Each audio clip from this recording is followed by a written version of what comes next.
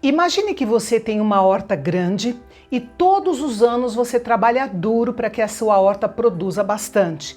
Mas todos os anos, quando você está prestes a colher, seus vizinhos invadem a horta e colhem tudo o que encontram por lá. Se você consegue imaginar essa situação, pode ter uma ideia do sofrimento pelo qual os israelitas passavam todos os anos quando os midianitas invadiam as suas lavouras na época da colheita. Este é o canal Bendito e hoje nós vamos ver como Deus entrou em cena para dar um fim a essa triste situação. Vem comigo!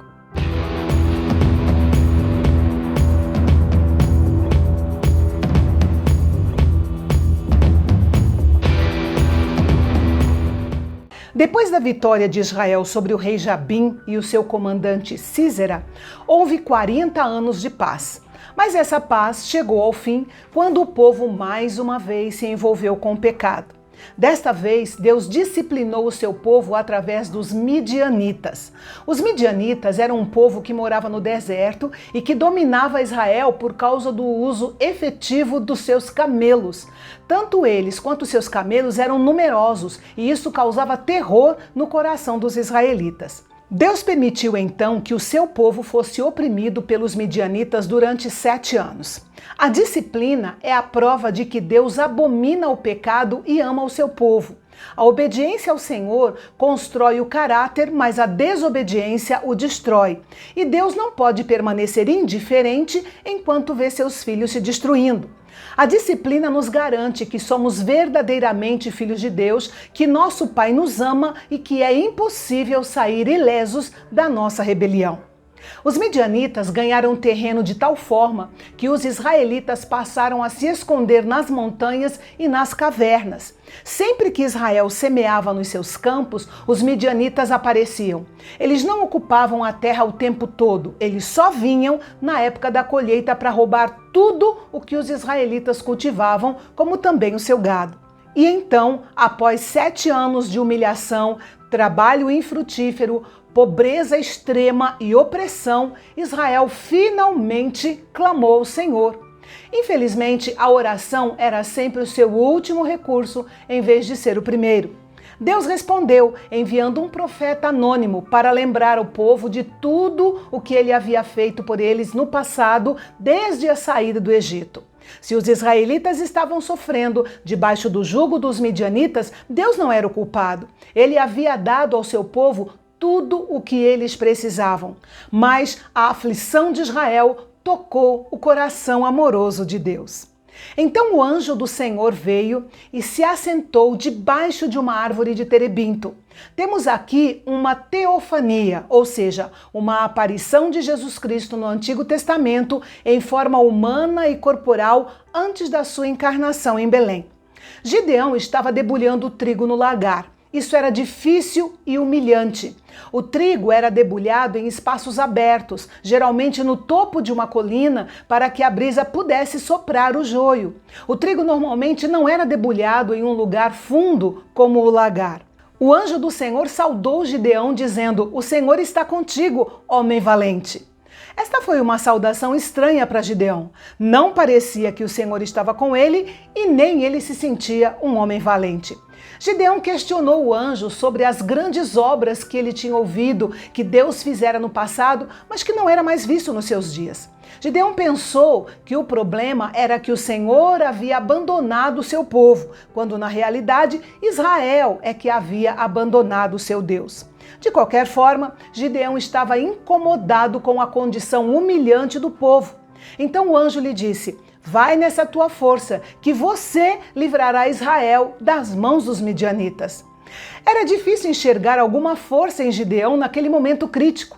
Mas Gideão realmente tinha força, mas não como normalmente nós pensamos. Gideão tinha a força dos fracos, aquela força de Deus que é aperfeiçoada na nossa fraqueza.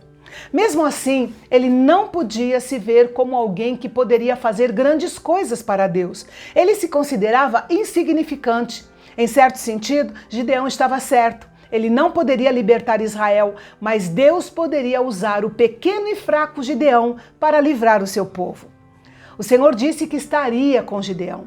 E isso não era para aumentar a sua autoconfiança, mas sim a sua confiança no Senhor. É muito importante a certeza de que Deus nos enviou, mas melhor ainda é saber que Ele está conosco. Esta foi a mesma garantia que Jesus deu a todos nós, os cristãos. Gideão então pediu um sinal ao Senhor. Quando se trata de orientação sobre situações que não estão detalhadas na palavra de Deus, é compreensível procurar e esperar confirmação do Senhor. Prova disso é que Deus não se aborreceu com o pedido de Gideão.